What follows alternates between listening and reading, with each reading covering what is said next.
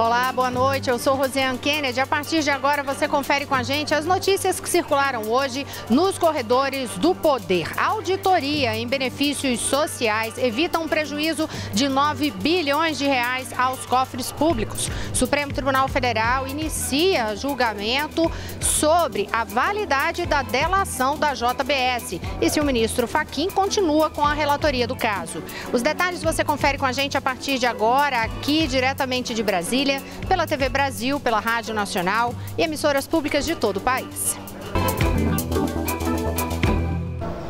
A gente começa falando justamente sobre essa auditoria em benefícios sociais, porque esse trabalho resultou aí numa garantia de evitar o prejuízo de 9 bilhões de reais aos cofres públicos. Quem tem os detalhes do que é que foi feito nesta apuração, as medidas adotadas e o que é que acontece a partir de agora é Daniele Popov. Boa noite, Dani.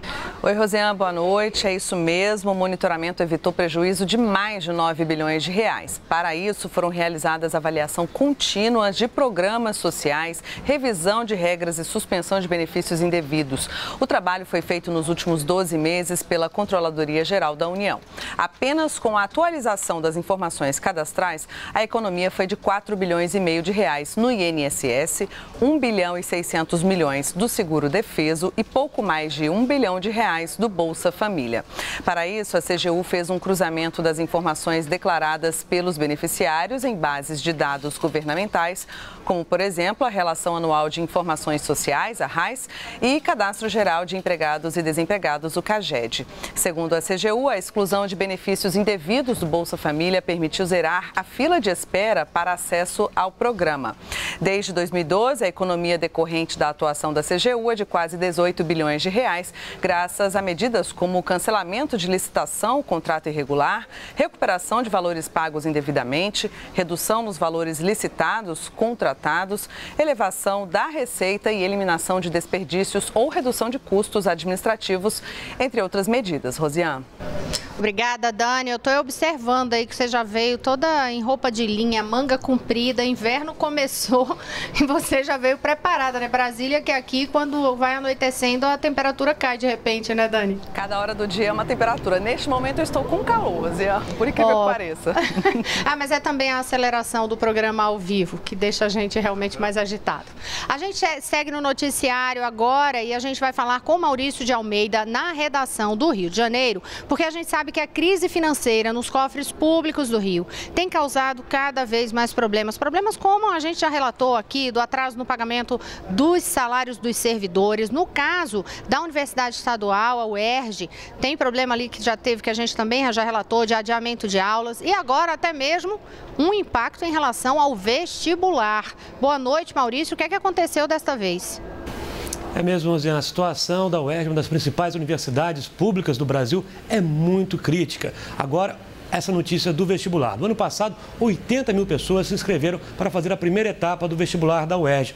Esse ano, de 80 mil candidatos inscritos, olha só, o número caiu para menos de 36 mil. Ou seja, os alunos não estão mais confiando na UERJ. Eles têm medo de fazer o vestibular e depois que passarem no concurso do vestibular, chegarem lá e acabar não tendo aula. Você vê a situação de quem está estudando na UERJ nesse momento. Não acabou ainda o segundo semestre de 2016. Ou seja, quem já estava com uma formatura, contando com a formatura para trabalhar, com o estágio engatilhado, tudo isso não consegue porque o calendário vai atrasando por conta de várias paralisações que acontecem justamente devido aos salários atrasados. Rosiane. Agora, Maurício, justamente por causa dessa crise também, eu lembro que dia desses a gente falou sobre a situação daquele primeiro bailarino do Teatro Municipal aí do Rio, que passou a dirigir Uber, a mulher dele também é do balé ali do Teatro Municipal, e a situação desses bailarinos também tem ficado cada vez mais crítica, né? Agora tem até bailarino que virou mototaxista. É mesmo, Rosiane. A situação é crítica para todo o corpo de baile, orquestra e cantores do Teatro Municipal. Eles fizeram até aquela apresentação para protestar na porta do Teatro Municipal. Por conta disso, ganharam algumas doações, roupas, alimentos, porque a situação é bem difícil. Para se ter uma ideia, eles receberam parte apenas do salário de abril. Maio nada, junho já está chegando no fim e o 13º do ano passado também não entrou na conta dos funcionários do Teatro Municipal e de outros 149 mil servidores públicos aqui do Rio de Janeiro. E esse bailarino que eu conversei hoje, Hoje, o Anderson Dionísio é segundo solista do Teatro Municipal, passou no concurso público há 16 anos e agora o que acontece? Sem salários, o que ele fez? Primeiro, ele montou uma academia de balé numa sala de casa, colocou aquela trave de balé, está dando aulas particulares de balé em casa. Só que o dinheiro não estava dando e a solução encontrada pelo bailarino do Teatro Municipal foi pegar uma moto emprestada, porque nem moto ele teve dinheiro para comprar. Pegou uma moto com um amigo emprestada e está trabalhando de mototaxista no bairro onde ele mora. Uma situação muito crítica que o Anderson contou para nós. Tem companheiros que, já tem um caso de um cantor do coro que veio a falecer devido a essa pressão toda, infartou, não aguentou. Eu mesmo estou aqui dando essa entrevista, mas eu estou gripado, estou muito debilitado. Tem que vir trabalhar, acordar cedo para pegar uma moto emprestada aqui para fazer, tentar trabalhar e ganhar uma grana para poder arcar com as despesas, né, os compromissos. Realmente é triste a situação dos servidores públicos, de artistas que deveriam estar promovendo o espetáculo, promovendo a cultura, tendo que submeter a tantas dificuldades para sobreviver, né, Rosiane? É dramática essa situação, né, Maurício? É realmente desesperadora. A gente acompanhando os relatos, a gente fica em desespero. Imagina essas famílias passando por tudo isso. Maurício, obrigada e certamente até amanhã, que eu sei que você vai ter outras notícias para a gente. A gente agora vai voltar à redação da TV Brasil para conversar com Daniele Popov, porque já que a gente está falando em dinheiro, a gente vai falar justamente da viagem que o presidente da República, Michel Temer, faz à Rússia. Ontem a gente detalhou aqui que ele está em busca de investimentos para o Brasil, né, empresários que têm interesse de investir aqui no país. Hoje, Temer assinou com a Rússia acordos bilaterais e lá também voltou a defender a agenda de reformas no país. Dani tem os detalhes para a gente. Pois é, Rosiane, o presidente Michel Temer afirmou hoje lá em Moscou, na Rússia, que a economia brasileira vive um momento de modernização e reafirmou o compromisso do governo com a agenda de reformas. A declaração foi feita após encontro com o presidente russo Vladimir Putin na cerimônia de assinatura de atos entre os dois países. E como você mesma disse, Rosiane, o Temer confirmou que continua com essa agenda de reformas. Na conversa que mantivemos, eu atualizei o senhor presidente Putin sobre o momento de modernização que vive a economia brasileira.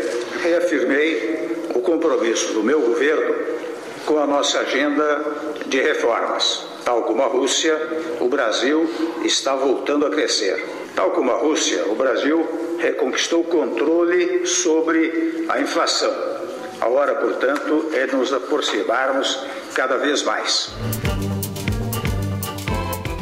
Os governos brasileiro e russo assinaram vários acordos para desburocratizar e incentivar as relações comerciais entre os dois países, favorecer a cooperação econômica, os investimentos e os diálogos bilaterais. Só nos primeiros 5 meses desse ano, segundo Temer, as trocas comerciais entre Brasil e Rússia aumentaram em 40% na comparação com o mesmo período do ano passado. O presidente Temer citou ainda a importância de Brasil e Rússia na cena internacional, no G20, o grupo que abrange as 20 maiores economias mundiais, tanto quanto no G20, quanto no BRICS, o bloco formado por Brasil, Rússia, China, Índia e África do Sul. E assegurou ao presidente Putin que no próximo semestre, quando o Brasil estiver na presidência do Mercosul, vai trabalhar por uma maior aproximação com a União Econômica Euroasiática. Da Rússia, Michel Temer seguiu para a Noruega, onde continua em viagem oficial. Rosiane. Obrigada, Dani. Olha, agora a gente vai falar da pauta aqui do Congresso, que envolve justamente reformas. E a reforma trabalhista, que já foi aprovada na Comissão de Assuntos Econômicos e rejeitada na Comissão de Assuntos Sociais, teve mais um passo hoje, um andamento, desta vez na Comissão de Constituição e Justiça do Senado. Quem tem os detalhes do que ocorreu na CCJ e também do que acontece em calendário daqui para frente, Mariana Jungmann, aqui ao meu lado. Boa noite, Mari. Boa noite, Rosiane. Pois é, votação na CCJ na semana que vem. É o que se espera agora para o encaminhamento da reforma trabalhista, mas não sem antes um bom debate que deve acontecer na comissão. Hoje, o senador, o líder do governo, o senador Romero Jucá, que é o relator da reforma na Comissão de Constituição e Justiça, fez a leitura do seu parecer. Ele queria que já houvesse toda a discussão hoje para que na próxima semana os senadores já iniciassem a reunião da Comissão de Constituição e Justiça com a votação da reforma, mas não conseguiu esse acordo. Então a expectativa é que haja uma longa reunião na semana que vem da CCJ para que os senadores de oposição leiam os seus votos em separados e depois os senadores façam o debate. A gente lembra que esses votos em separados são uma espécie de posicionamento que um senador pode firmar, né, em contrapartida ali a um voto que ele não concorda do relator da matéria.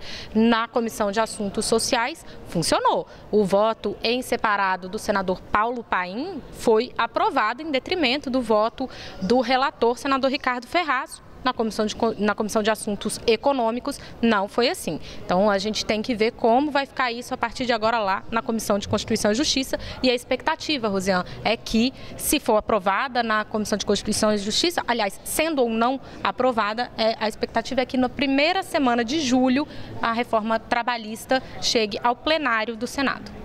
Só para esclarecer que esses dias também, né, Mariana, a gente chegou a falar aqui dessa questão do voto em separado, que é só para marcar posicionamento, que voto não é votado, e aí a gente agora está explicando que o do senador Paim foi votado. O que acontece é o seguinte, com a rejeição do primeiro relatório, é designado um outro relator para que apresente um relatório. Como o senador Paim já tinha apresentado esse posicionamento dele, então ele transforma aquele voto em relatório e a votação acontece. São só burocracias regimentais aqui, mas que faz diferença para também parecer que a gente está dando informação num dia e no outro está dando a informação contrária. Agora, Mariana, na Comissão de Constituição e Justiça do Senado também avançou hoje uma outra proposta, na área política, curiosa, que trata de recall de campanha da eleição, né? Recall da eleição no Poder Executivo. Explica pra gente o que é isso. Já pensou, Rosiane, poder fazer um recall do presidente da República? É mais ou menos isso mesmo. Agora, na proposta inicial tinha também a ideia de fazer de deputados, de senadores, mas eles tiraram isso do meio.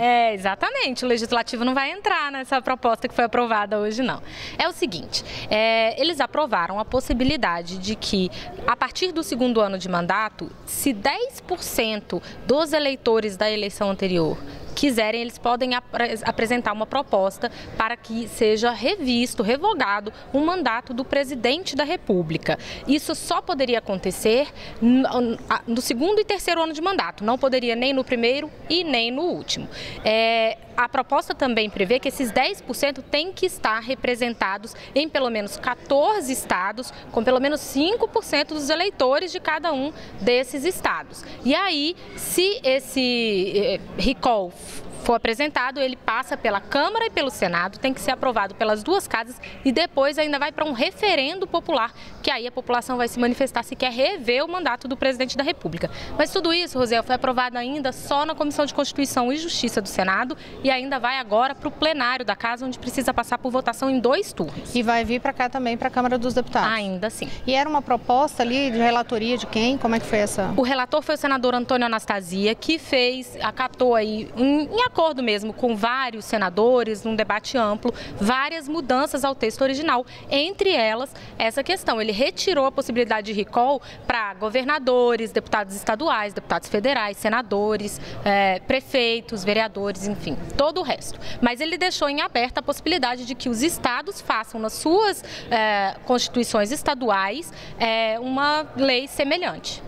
Então tá. A gente vai continuar acompanhando este assunto, que tem uma tramitação longa, mas é um assunto interessante, curioso aqui para a gente trazer, porque não é algo que a gente tivesse o hábito nem mesmo de ouvir falar aqui dentro do Congresso Nacional. A gente vai trazendo os detalhes para você. E no próximo bloco a gente fala de Lava Jato e fala do início do julgamento no Supremo Tribunal Federal para avaliar se é válida a delação da JBS. O julgamento foi suspenso agora há pouquinho. Os detalhes a gente traz daqui a pouco, eu volto já.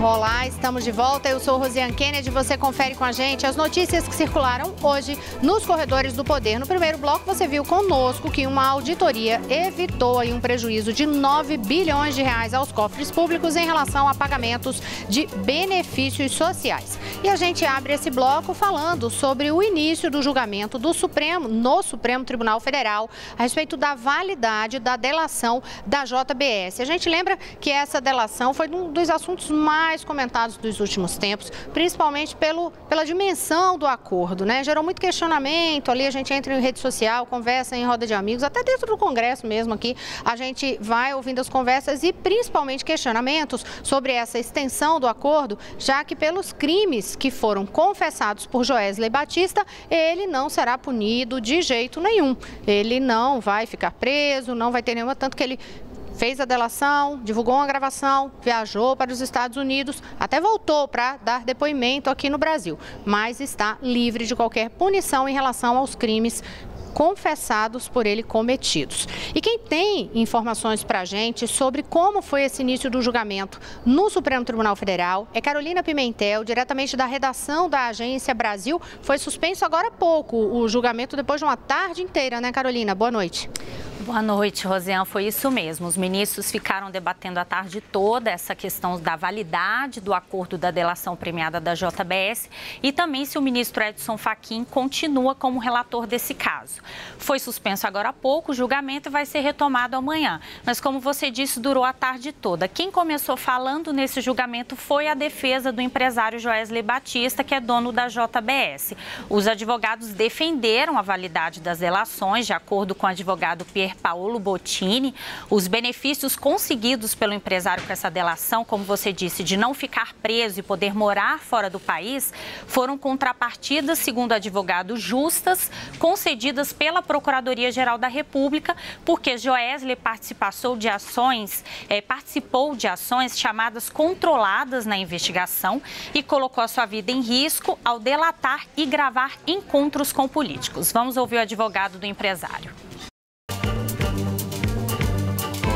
O que se discute aqui, em verdade, é uma colaboração que vem sendo duramente atacada e duramente massacrada justamente por ter sido eficaz, justamente por ter sido a única que apresentou dados concretos, ou pelo menos os mais efetivos, a única que fez uma ação controlada e que trouxe dados e informações preciosos para a desestruturação de uma organização criminosa. Revisitar esse acordo e mais, permitir que ele seja revisitado no futuro, de maneira arbitrária, de maneira não fundamentada, significa um golpe de morte no Instituto da Colaboração Premiada. Quem se manifestou também foi a defesa do deputado afastado Rodrigo Rocha Loures, que é citado na delação da JBS e está preso.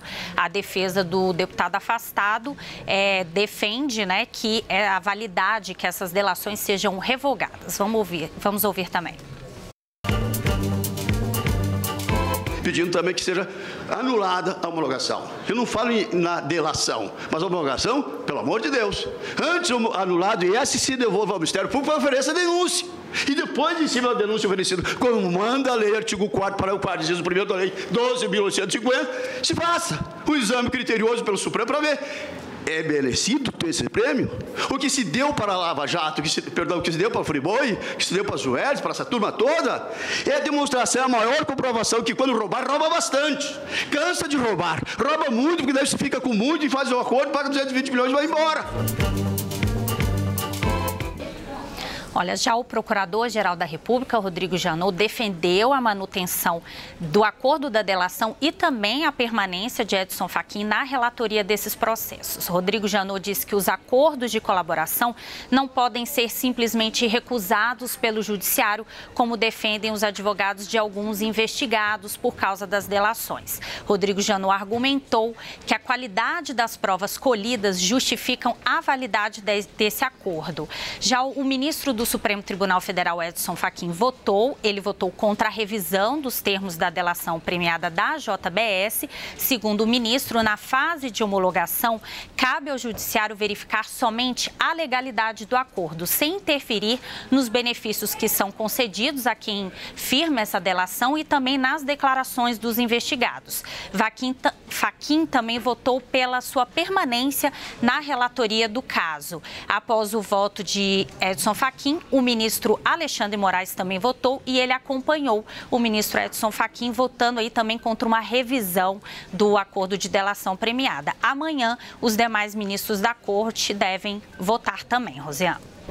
Obrigada, Carolina Pimentel. Todos os detalhes do que ocorreu a tarde inteira você verifica no site agenciabrasil.abc.com.br. Também no nosso próximo noticiário, o Repórter Brasil, a partir das 19h45. E amanhã a gente continua trazendo as informações sobre a retomada desse julgamento no STF. E olha, enquanto o STF julgava esse caso hoje, fazia toda essa apresentação desta ação, lá na Polícia Federal, daqui mesmo de Brasília, estava depondo o empresário Joesley Batista. Quem ficou lá na PF durante a tarde para acompanhar esse depoimento, saber se sairia justamente alguma informação dali, foi o repórter da Rádio Nacional, Vitor Ribeiro, que traz os detalhes do que aconteceu aí e se Joesley também falou com a imprensa. Vitor, boa noite. Oi, boa noite, Rosiane. São quase 8 horas de interrogatório. Joesley saiu da Superintendência da Polícia Federal aqui em Brasília por volta ali das 5h25 da tarde, sem falar com a imprensa. Os advogados dele também não falaram com a imprensa e tanto a defesa quanto a assessoria de imprensa de Joesley não divulgaram nenhuma informação sobre o depoimento. Esse depoimento aí que começou às 9h30 da manhã e foi direto. Ele não foi interrompido sequer do almoço.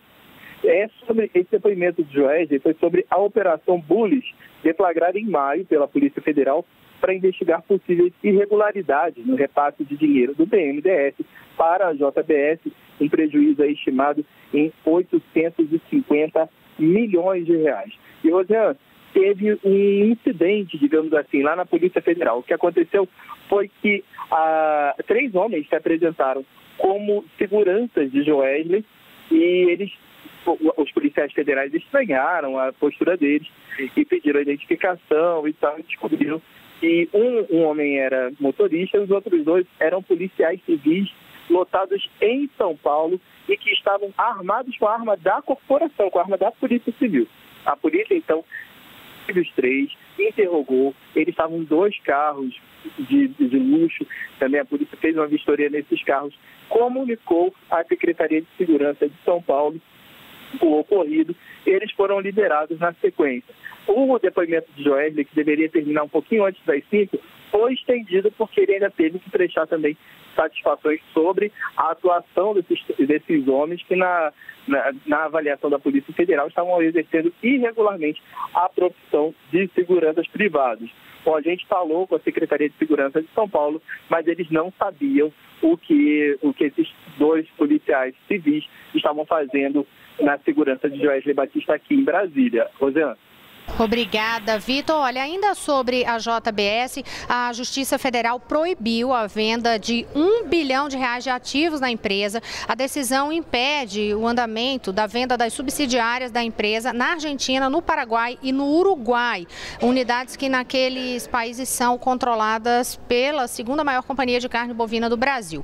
E hoje a Advocacia Geral da União pediu ao Tribunal de Contas da União que declare indisponíveis os bens da JBS e dos empresários. E Carolina Pimentel tem outros detalhes sobre esse pedido da AGU. Bem, Rosiane, como você disse, a Advocacia Geral da União encaminhou esse pedido ao Tribunal de Contas da União, pedindo aí um bloqueio imediato dos bens da JBS e dos donos da empresa. Segundo a advocacia, a ideia com essa medida é garantir o ressarcimento de prejuízos causados pelo grupo ao Banco Nacional do Desenvolvimento Econômico e Social, BNDES, prejuízos estimados em cerca de 850 milhões de reais. A advocacia informou que tomou essa iniciativa depois da divulgação de notícias que o grupo JBS estaria se desfazendo de bens no Brasil. Rosiane. Obrigada, Carolina Pimentel. Agora a gente conversa com Jéssica Gonçalves, no estúdio da Rádio Nacional, sobre outros desdobramentos desta delação da JBS em relação àquela investigação da Polícia Federal sobre as acusações feitas contra o presidente Michel Temer e ainda sobre a ação que o presidente moveu contra Joesley por calúnia e difamação. Jéssica, boa noite.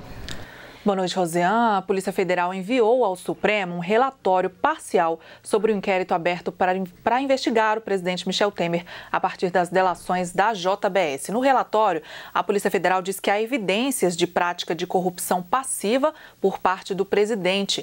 A polícia diz ainda que Joesley Batista e o diretor de Relações Institucionais da empresa, Ricardo Saldi, cometeram crime de corrupção ativa. A defesa de Temer pediu acesso ao relatório preliminar liminar e o presidente disse ontem que não ia comentar o conteúdo do relatório por se tratar de uma questão jurídica. Sobre a queixa-crime de Temer contra Joesley por calúnia e difamação, a Justiça Federal rejeitou o pedido da defesa de Temer. A ação foi movida depois de Joesley declarar à revista Época que Temer é, abre aspas, o chefe da quadrilha mais perigosa do Brasil, fecha aspas. O juiz que analisou o caso entendeu que o empresário não cometeu crime na entrevista porque relatou o que já havia declarado na delação premiada. O presidente ainda tem outra ação contra o empresário, na qual pede indenização por danos morais. Outra denúncia contra Temer veio no depoimento do doleiro Lúcio Funaro, que declarou que o presidente sabia do pagamento de propinas na Petrobras. O doleiro afirmou também que Temer orientou a distribuição do dinheiro desviado da Caixa Econômica Federal. Rosiane. Obrigada, Jéssica. A gente lembra que o presidente Michel Temer também nega essas irregularidades. E olha, Mariana Jungmann está me lembrando aqui que tem outras informações sobre Lava Jato na Agência Brasil, né, Mariana? Os dois ex-presidentes aqui da Câmara dos Deputados, Rosiane, Henrique Eduardo Alves e Eduardo Cunha, foram denunciados pelo Ministério Público Federal lá no Rio Grande do Norte. E sobre essas investigações que envolvem empreiteiras, né, com suspeitas de casos de corrupção no exterior, também desdobramentos hoje que você verifica na Agência Brasil, porque um promotor argentino pediu que 29 pessoas sejam investigadas no caso da Odebrecht lá, e no Equador, um envolvido no caso Odebrecht, o controlador geral, renunciou ao cargo. Você confere os detalhes no site da Agência Brasil. Boa noite a todos, até amanhã. Boa noite, Mariana. Boa noite, Rosiane, a gente te espera amanhã.